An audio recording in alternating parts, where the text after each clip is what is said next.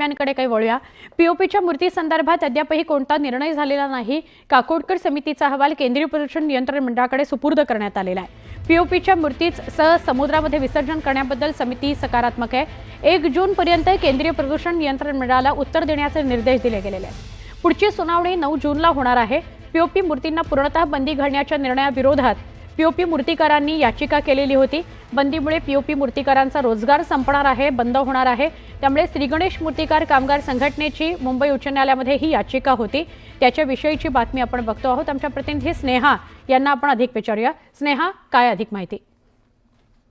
नक्कीच आपण पाहिलं तर पीओपी मूर्तींना पूर्णतः बंदी घालण्याच्या निर्णयाविरोधात पीओपी मूर्तिकारांची ही याचिका होती आणि बंदीमुळे पीओपी मूर्तिकारांचा रोजगार जाणार असं गणेश कामगार संघटनेचं सतत म्हणणं होतं आणि त्याच अनुषंगाने आज मुंबई उच्च न्यायालयात ही याचिका होती। आपण जर पाहिलं तर या याचिकेमध्ये पीओपीच्या मूर्ती संदर्भात अद्यापही कोणताही निर्णय झालेला नाहीये।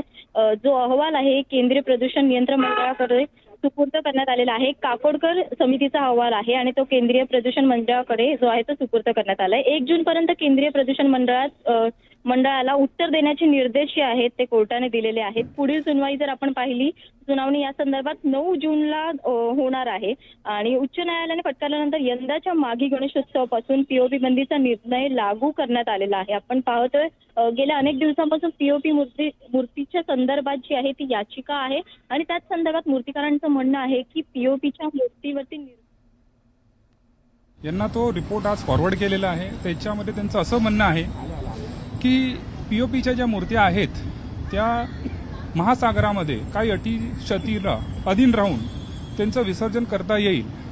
आता ज्या गाईडलाईन्स ज्या आहेत ते सेंट्रल पोल्युशन कंट्रोल बोर्डच्या गाईडलाईन्स आहेत, म्हणून हा जो रिपोर्ट आलेला आहे तो पीओपी मूर्तिकारांच्या फेवरमध्ये आलेला आहे, म्हणजेच ज्या पीओपीच्या मूर्त्या वापरतात त्यांच्या फेवरचा हा रिपोर्ट आहे। आता ह्याच्यावर जे काही तो निर्णय घ्यायचा आहे, जसं सेंट्रल पोल्युशन कंट्रोल बोर्डला निर्णय ह्याच्यासाठी घेण्याचा आहे कारण सेंट्रल पोल्युशन कंट्रोल बोर्डनी त्यांच्या गाईडलाईन्समध्ये राज्य शासनाला सांगितलं की तुमच्या स्तरावर तुम्ही तो काही रिपोर्ट काढा आणि त्याच्यानंतर तुम्ही काही कारवाई करा।